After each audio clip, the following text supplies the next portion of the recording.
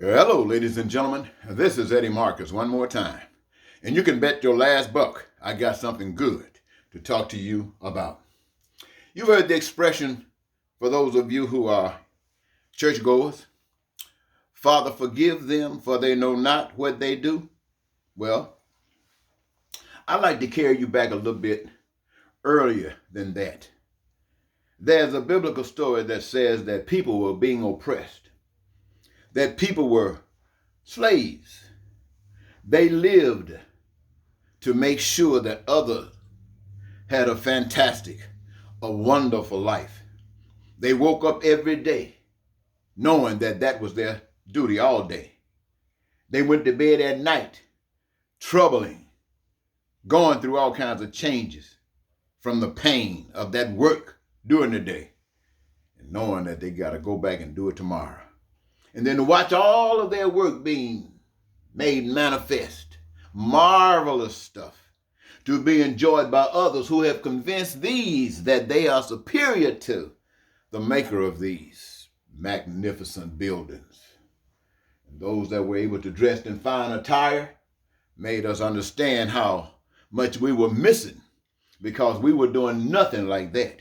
And what we observed them doing sure caused them no pain. And so to get out of this pain and let this be a gain, what guy, what man, what woman does not wish for something like that? And so that makes you vulnerable to be bought off, to be used, to be promised that if you maybe restrict your guides, conflict yourself with your own reality, just to benefit someone else, then maybe you can get a piece of the pie, and that's what people do. And so, ladies and gentlemen, this is what was going on down in Egypt land. Pharaoh down there doing his thing, making sure that they were represented as the divine, the heavenly structure.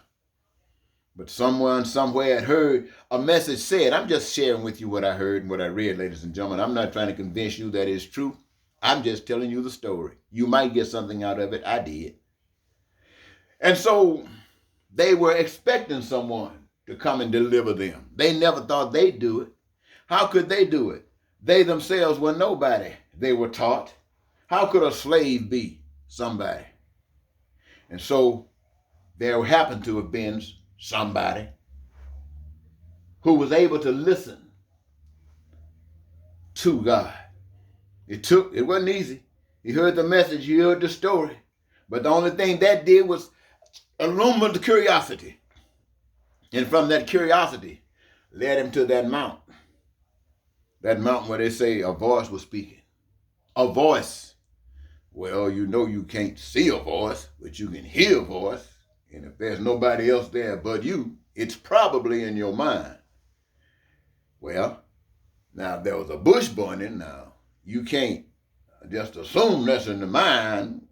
You can see a burning bush. But if it doesn't burn up, then it just might be in the mind too.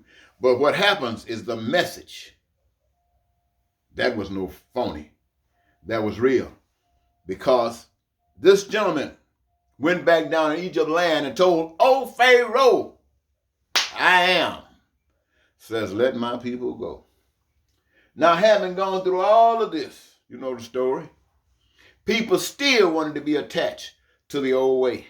And I can imagine having gone and studied the people, studied their own, this man who was supposedly representing royalty at one time, know the story of royalty. And representing people who are suffering, know the story of suffering. And being royalty over those that were suffering, knows what was happening in there too. He came back with a group of regulations, as it were.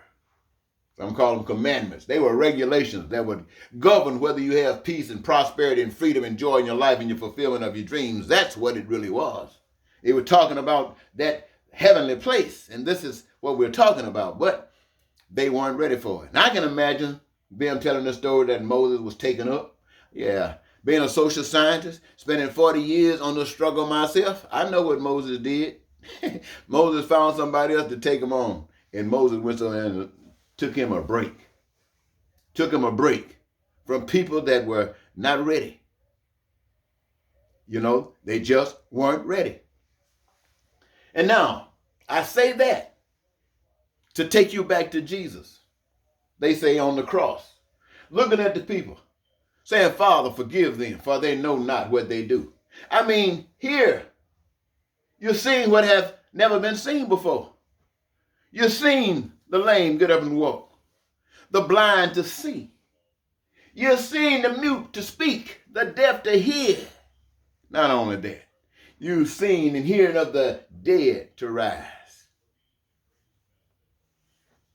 And that is not enough.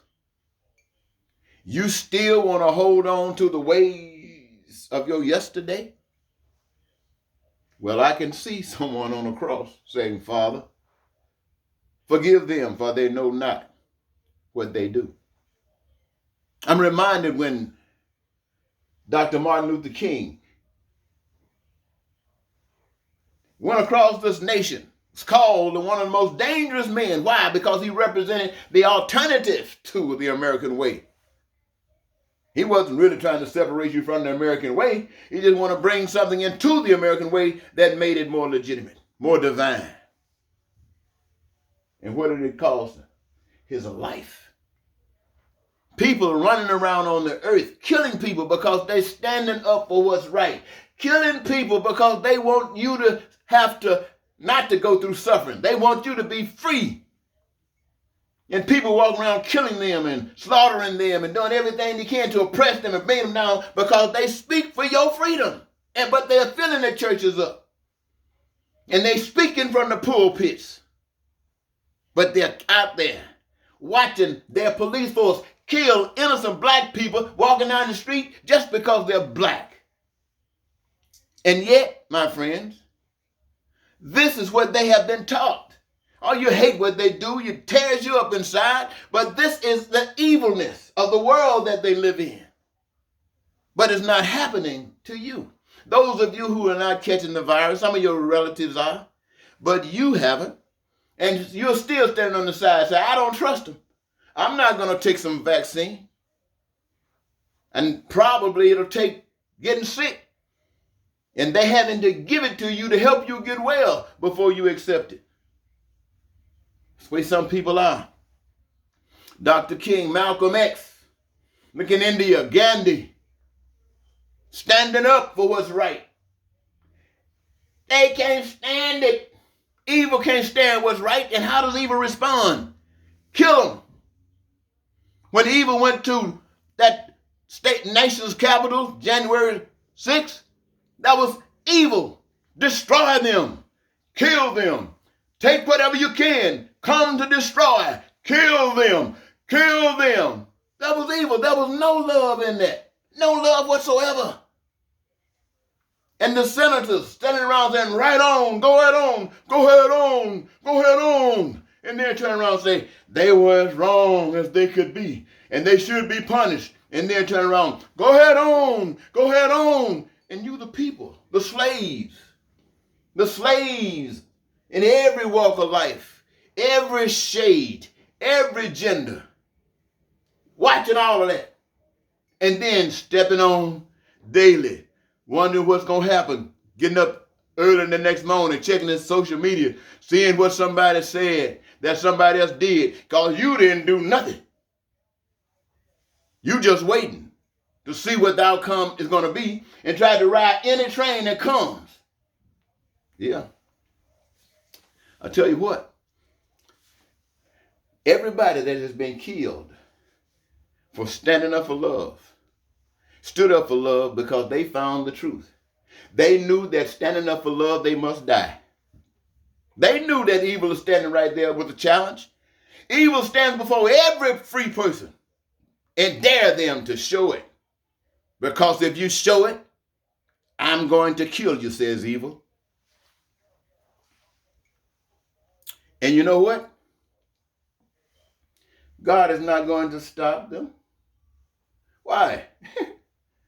Evil knows what he's doing. Evil is getting rid of these wonderful people. Evil knows that these people have just pleased God. Evil knows that they have a great reward.